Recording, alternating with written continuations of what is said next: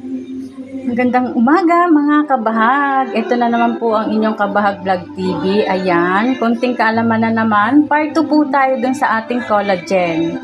Yung collagen na natin na nagmumula sa paa ng manok, yan, 70% po ng collagen ay galing dyan.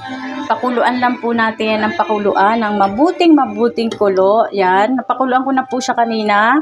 Tanggal ko na po yung dumi, yung bang mabubulang may itim.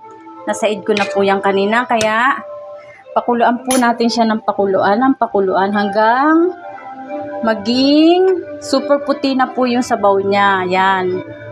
Pag yan po ay naging super puti, pwede na po natin yung ilagay sa freezer.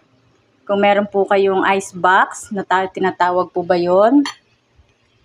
Pwede po natin palamigin, tapos pwede po natin siyang gawing inumin or ilagay po natin siya sa ating tsaa. Parit na po natin yung sabaw. Pwede po tayong maglagay dito, sa lagayan dito. Ano nga bang tawag dyan? Basta dyan po. Pwede po natin siyang ilagay dyan. And then, pag nalagay na po natin siya dyan at dumamig, pwede na po natin siyang ilagay sa ating freezer. And then, yung isang cubes po na ganito, yung isang piraso na cubes na ganyan, yan, pwede po natin yung ngata-ngatain or nguya-nguyain.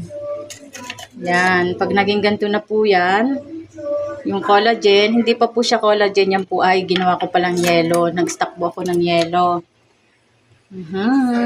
Sa next vlog ko po, papakita ko yung napalamig na natin na magiging chicken feet ala collagen. Thank you!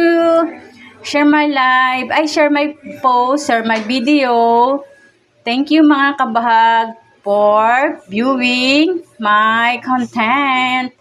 Thank you guys. God bless us all.